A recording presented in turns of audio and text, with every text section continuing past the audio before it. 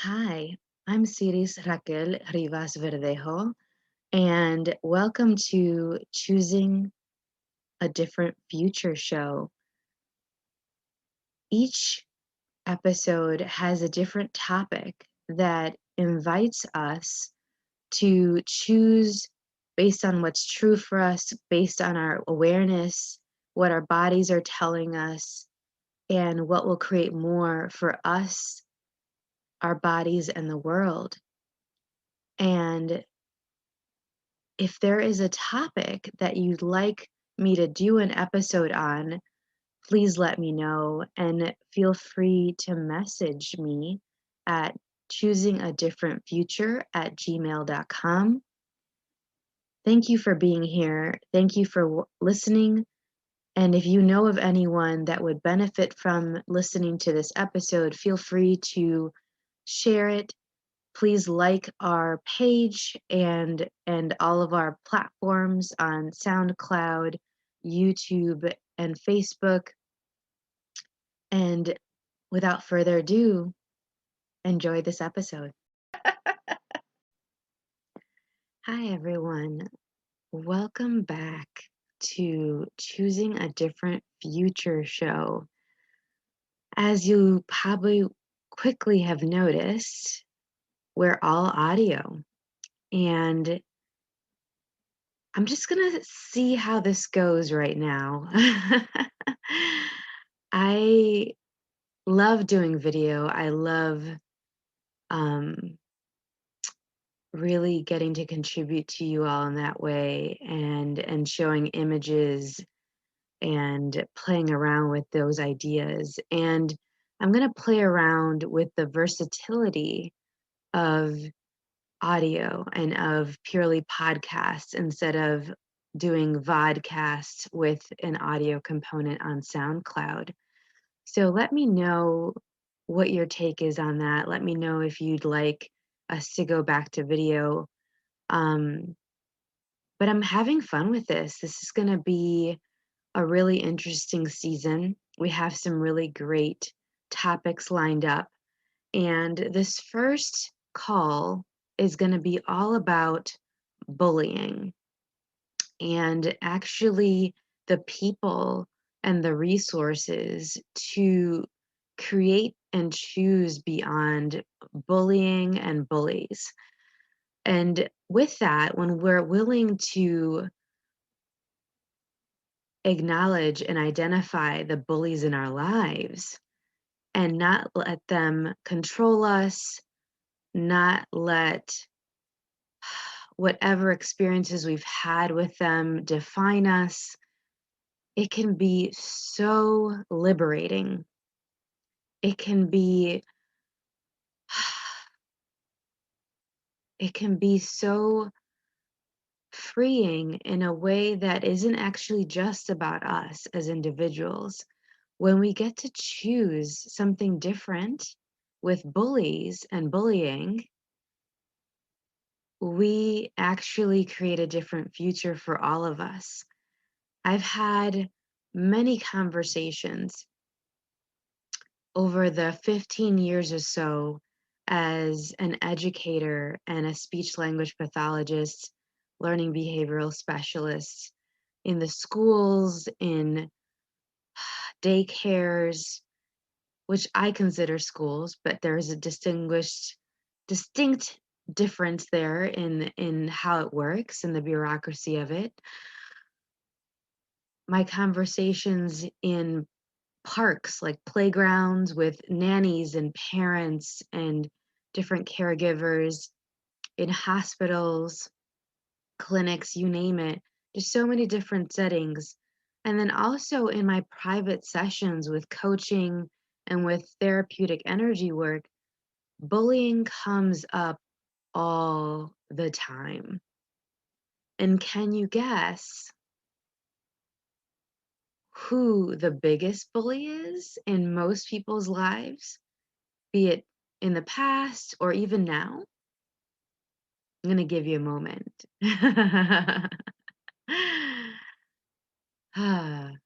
Most people mention that their minds are. the biggest bully. I had a amazing conversation quickly through chat. My friend, Karla Johnston-Krase, and she always inspires. You should definitely check her out. Her company is Discover Your Center, and she does amazing work with Ayurveda and yoga and access consciousness tools and a bunch of other things.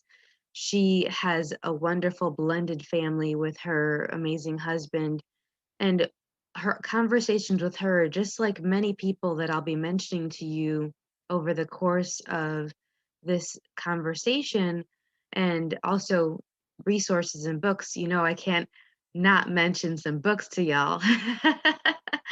um, will hopefully contribute to you having some other ideas and possibilities for you to have a different future, and create a different future with me if you're willing, around bullying and bullies. And she was talking about how with Ayurveda that there is a lot there to pay attention to around calming your mind. So, Karla, thank you for being here.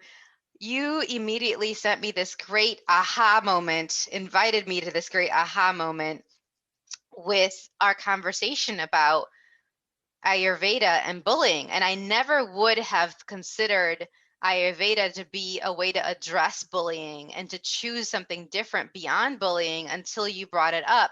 So, first and foremost, what's Ayurveda and how does it relate to bullying?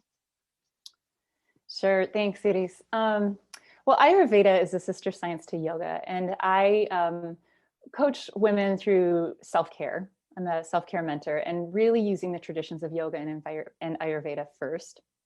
Ayurveda really looks at, like, we are nature and nature is us, and we can find greater health and balance in our lives when we allow ourselves to align with the natures of the rhythms of nature and the cosmos. Okay. So when you asked me this question, and let me say that I think that Ayurveda is experiential. So it's my point of view, my perspective in it, and how I use Ayurveda in my life. So you were asking me this question about bullying, and I just thought, well, a lot of what I do and teach around self-care is that we are no longer bullying ourselves or letting our inner critic take over, but we're tapping deeper into, like, what is our deeper hunger? What is our deeper yearning? And how do we let that and our own light shine in the world? And so when I began to think about that, one of the concepts in both yoga and Ayurveda is that we have 5 bodies. They're called the koshas, and kosha just means sheath. And Just they means sort of what start exactly? sheath. Oh, sheath, like SHEATH. right? So it's Oh, like the layers. sheath of a sword. Okay. Exactly, right? And these sheaths are around our pure consciousness, all right? And so we kind of move, we can, in our yoga, yoga addresses this, but in the Ayurvedic lifestyle, I'm always looking at, like, how do we care for all of these 5 bodies? So when you're talking about these 5 bodies, are they all like almost like not concentric, but they have you and your corporal body in the inside, and then these other bodies continue outward from there? Yeah. So if we start at the outermost layer, this is like our physical body, and we might even say our food body. So it's matter, right? It's the densest part of us.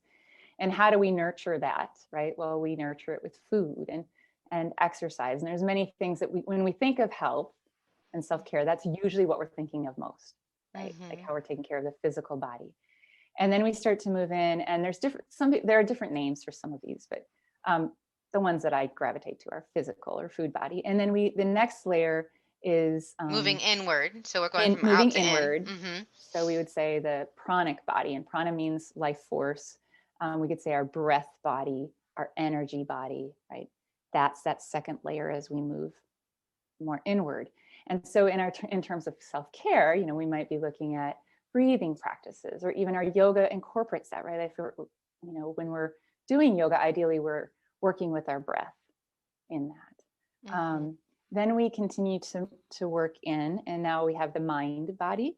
A lot of times we hear mind body, mind body. Well, here we're talking about emotional body too, right? And then from there we move into the wisdom body, or intuition. So where we access our own intuition, kind of when we know, like we know, but we know. And that's, you know, you and I work in a lot of consciousness areas, and like when you actually access what you know, like we would say, like that wisdom body holds that. It's and a then, game changer, that one. and then we go in further, and then it's like spirit or bliss body. And this is where one of my teachers sort of, when I really began to understand it, was like, what is spirit asking of me? Or what are the messages that spirit is giving me? And so these bodies, in my point of view, is how we can work out and in and through. And I always say that working in Ayurvedic self-care is an outside in, inside out, all around sideways approach.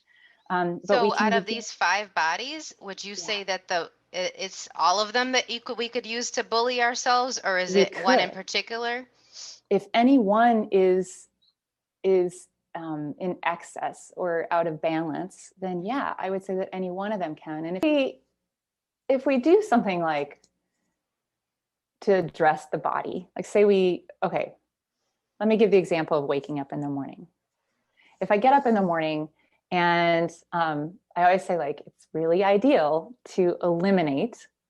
So we pee and we poop, and we just move the toxins of yesterday out. We're already creating more space in our physical body, which creates more space in our energetic body, which creates a little bit more ease in our nervous system and our mind. Like everything can do that, right?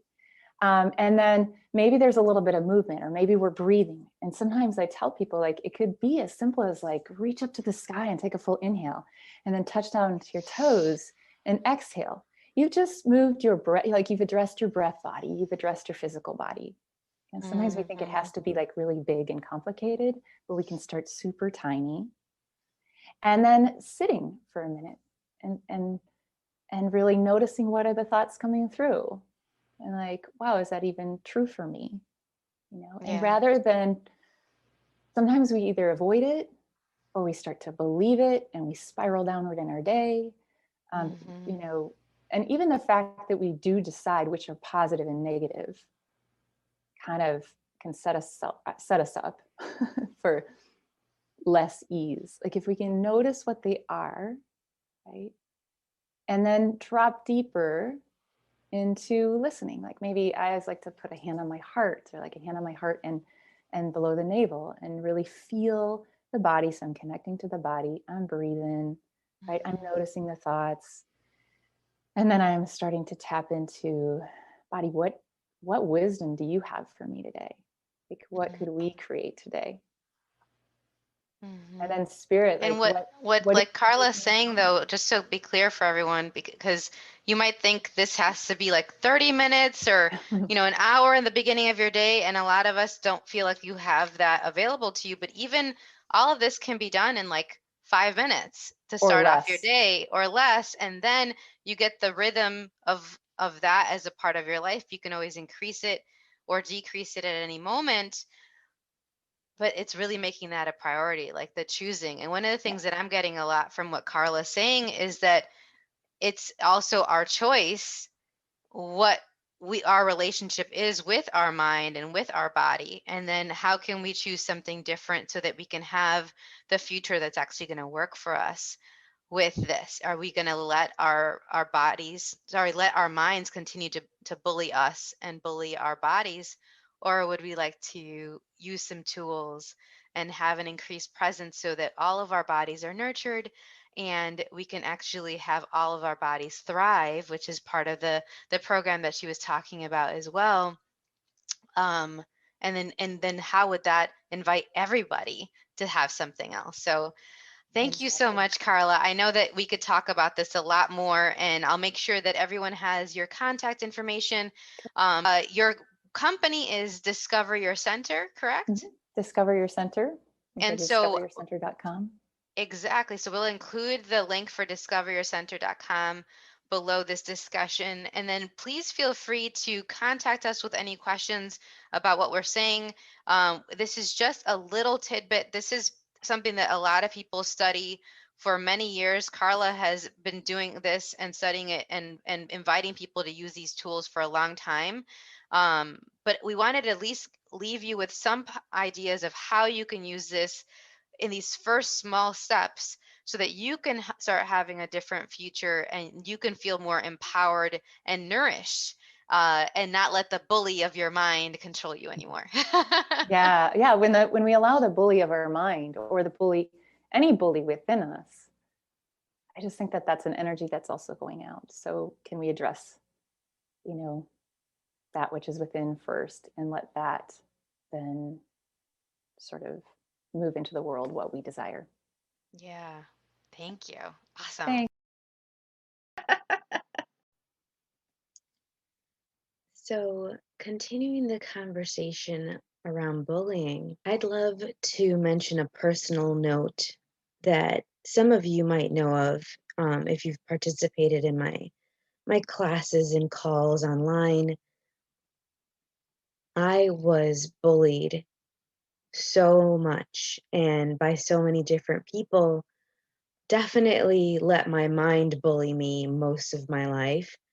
And it's still a journey with that. I think that that never ends because there's always something that we're picking up on from other people that we have to choose to ask questions about if we're going to have ease with our awareness and let those thoughts that we are picking up on, that we're like antenna about, not let those thoughts control us, and for us to actually recognize that most of them are not ours. Most of those thoughts are not ours. But before energy work, before acknowledging my awareness to the extent that I do now, I was just a girl born into a Puerto Rican and Dominican family, with two siblings with special needs.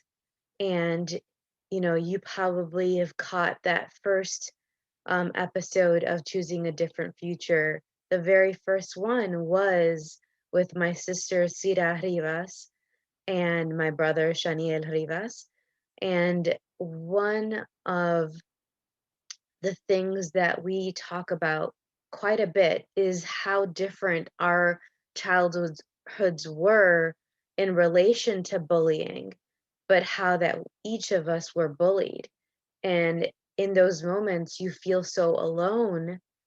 And yet, one of the things that really bonded us is that we could talk about our experiences with bullying with each other and with our parents, particularly with our mom.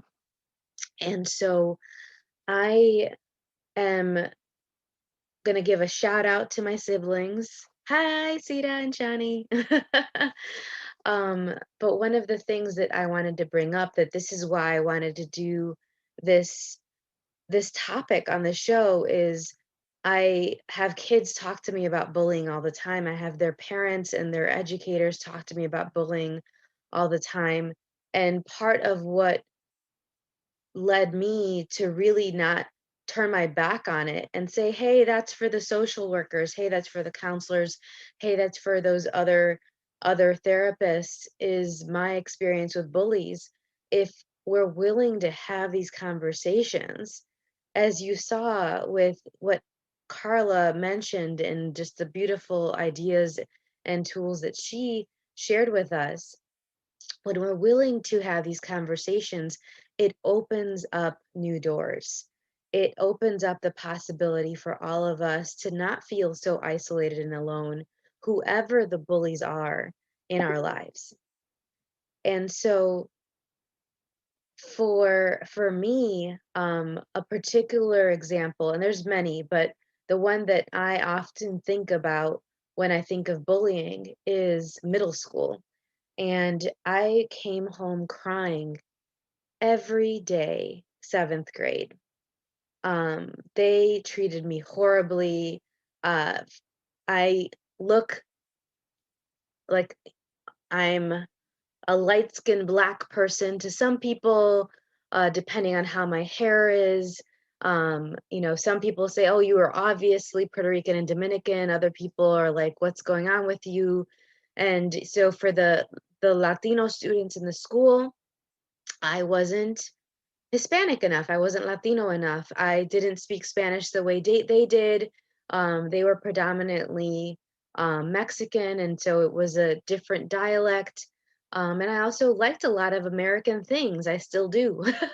I still, you know, will probably prefer to listen to, um, you know, soft rock or musicals or, gosh, just a bunch of fusion kind of music, uh, more than salsa and bachata and merengue, even though I love those too. And so they picked up on that, and so they would tease me about it and say all kinds of horrible things. And then on the other side, the Black kids said that I wasn't Black enough. And they would call me yellow and all these other names. And so I'd walk through the hallways, and it was kind of this gauntlet, especially after my middle school boyfriend. Yes, I had a boyfriend in middle school. It was a lot of early developments in my school.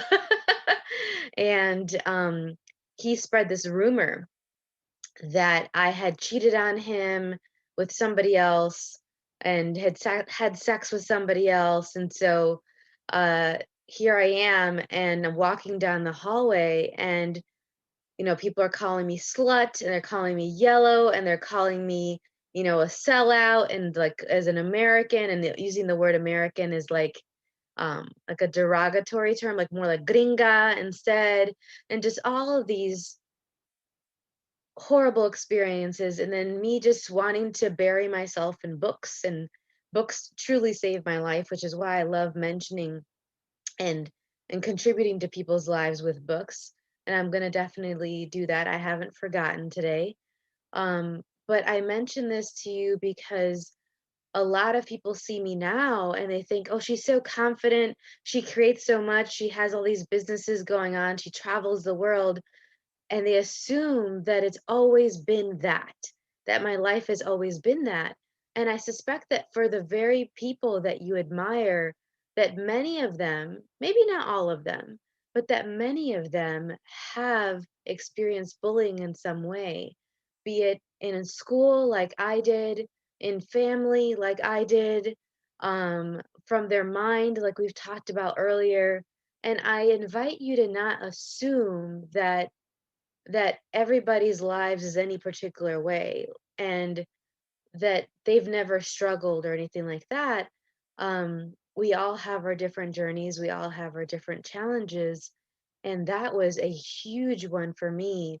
And I would love to share for the parents and educators out there a couple of things that my mom mentioned to me that were a game changer, that really helped me shift, and that I still use when people try to bully me now as an adult. So here I was, 13, and wanting to run to the bathroom between almost every period to cry because I was just so upset by all of the things that were being said to me. I think I had one, maybe two close friends in middle school. I'm going to shout out to Tanya Baum, wherever you are in the world. Thank you so much for being there for me during seventh grade in particular, where I don't know what I would have done if I didn't have your home to go to and for you and your mom to hang out with, in addition to with my family. But one thing my mom mentioned was, don't let them see you cry.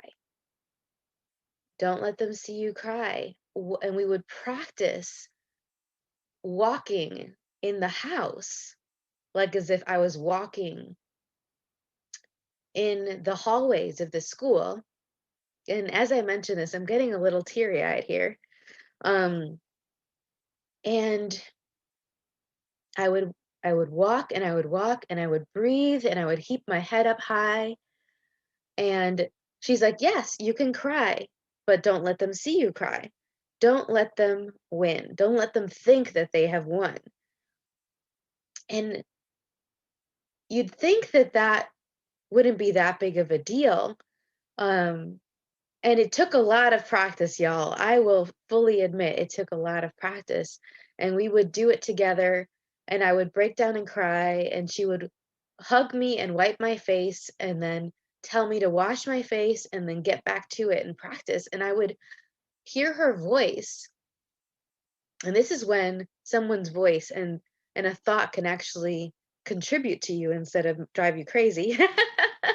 I would hear her voice as I was walking during the halls, and I would remember to put my shoulders back and to hold my head up and to look forward and not look to the sides at whoever was taunting me.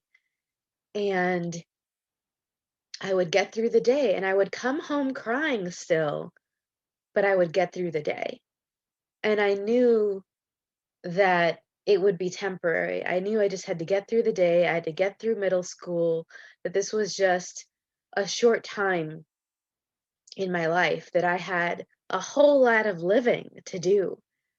And I think that reminding kids who have been bullied, who might have a bully in their lives, that it's temporary and that this isn't going to be something that they'll have to deal with for long, that you're willing to take steps with them to not make it relevant anymore is huge. And that leads to the second thing. The second thing my mom did is she had my back. She listened to me, and she went and spoke with the staff members and the adults in the school on my behalf as well. And as much as I was so freaked out and scared that that would make it worse, it was so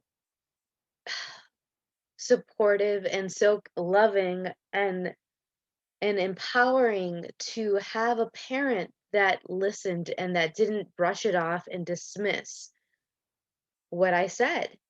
And for your children and for the children that you work with, if you're an educator, to know that no matter what they tell you, that at least you'll listen and you'll have their back is not a small thing.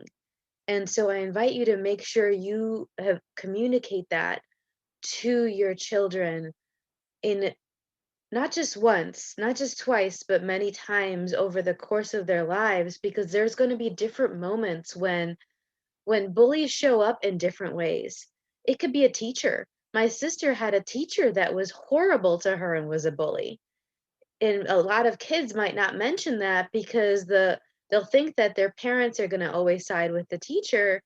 Um, and this teacher hit my sister with an umbrella. I mean, this isn't like small bullying. This is the more extreme version of it. And it all counts. It doesn't matter what type of bullying, it all counts. And then the third thing I wanted to mention that my mom did is she also nurtured my hopes and dreams. She nurtured my creativity. She nurtured me acknowledging what was going well in my life. And so she helped me recognize that flowing more energy to what was true for me, that what was light, what was inspiring, what was uplifting in my life was going to get me through. So she gave me this rainbow Lisa Frank gratitude journal. And I would fill in and I would write in that, and I would even just looking at the cover would make me so happy because I love color.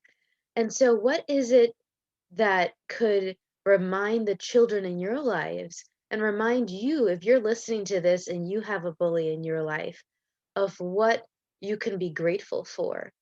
And I was encouraged to at least say to myself, but even better, maybe write them down, 5 things every day that I was grateful for. Um, and I started by doing it before going to bed, just sitting in bed and doing that and acknowledging that. And it shifts a lot. Sometimes you might need to do it multiple times in a day, but if you started with at least once a day, that is an antidote to bullying in a big way, because you can actually look at, well, what are the friends that I can be grateful for? What are the adults that I can be grateful for, that I can talk to, that have my back? What are the activities and the movement I love to have with my body that I can be grateful for? And I looked at that because the movement that I had available to me was different than my sister, who had a physical disability. She has spina bifida, and was also different than my brother, who didn't have who was hard of hearing, and but also had an athleticism that I didn't have, even though I was in sports in a different way. And so I could be grateful for my body and for what I could do with my body, that helped me then choose that over and over again, in the face of the bullies and beyond the bullies, in the future that I created beyond the bullies. All right, so this is the book segment of the show. Um, there's so many books on bullying, and at the same time, there aren't enough. There are some lovely resources I invite you to start exploring. And a few that I'd like to highlight include some children's books, because I love starting with the children. It's never too early to talk about bullying with kids. I mean, I even had bullying in kindergarten. I remember people bullying me, some students in school. There were, and one of the things that I remember is this, that's very tempting for a lot of parents to tell girls who have a boy that's like teasing them and things like that, is that, oh, well, he must like you. Please don't tell boys or girls that someone who's treating them badly must like them, and that they should twist that in their world as, okay, so I'm going to let people treat me badly because that's how they're going to show me affection. That's not a seed that we want to plant. And there's this great article that I will include in the links below our show that invites you to actually look at this. I love the resource, amitygirl.com, and they have this "never tell her he's mean because he likes you," this discussion. Um, it's part of their blog, really great. It's written by one of their writers named Catherine, no last name, and I invite you to look at that. They have some great resources in there, including some other books that I'm not going to highlight today. Um, but it's really, really cool, and a great perspective that invites us all to really pay attention to the words that we're using when we talk about our bodies and when we talk about bullying. Um, the book that I'd like to mention is A Bully in Monkeyville by Ari Mazor, sorry, and the illustrator is Clarissa Adane. And the book is actually illustrated with monkeys. Fred the monkey is being bullied, but he's keeping it a secret.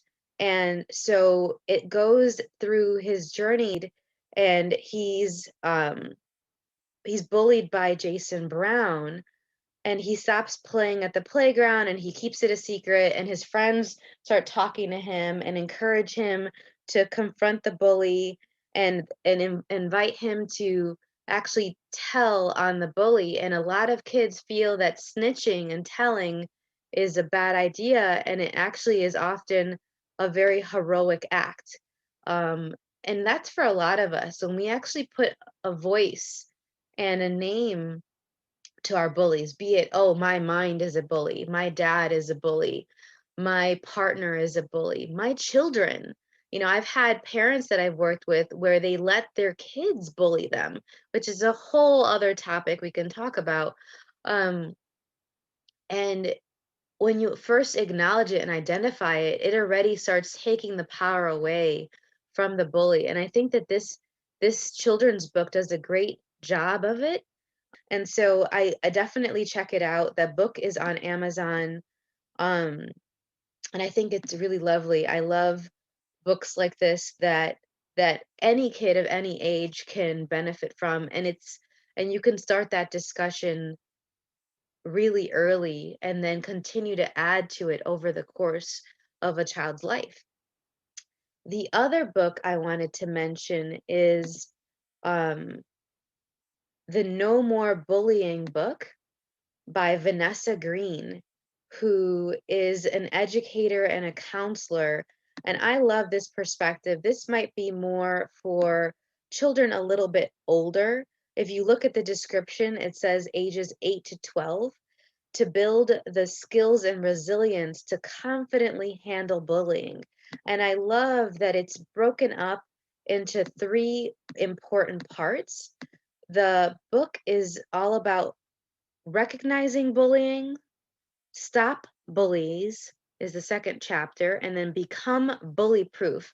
And if you look at the cover, it's like the kids are superheroes and they have a shield. It's super fresh. Um, and her perspective is basically, again, that it's not too early to talk about bullying with the kids and to give them the tools to become problem solvers and to have a more positive attitude about their experiences and to feel more capable of impacting change through their choices with bullies, to impact change for themselves and their own lives.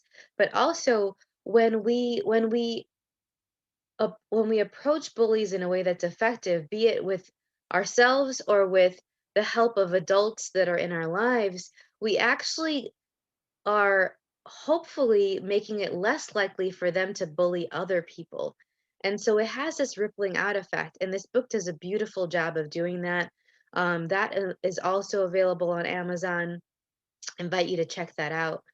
Um, so there's many more books I can recommend. One of the things that I love to do when with my family and child coaching and with my clients in general is to provide them with resources like this that will empower them to have what's true for them, to have their their lives in a way that is going to light them up instead of feeling like they're crippled, they're less than, they're inferior, and that other things and other people have the power. You have the power.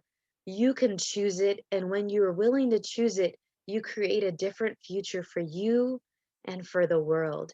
And so this is it for now, but I invite you to to ask questions, to message me with what you'd like more resources about, what questions you have about any of these discussions that we've had, my own experiences included. You all know I am an open book, but I hope that these little bits here and there are a contribution to you. And if there's any other way that I can contribute to you, please let me know. Thank you so much and have a wonderful rest of your day, afternoon, or evening, wherever you are. And keep choosing a future that works for you. Bye for now.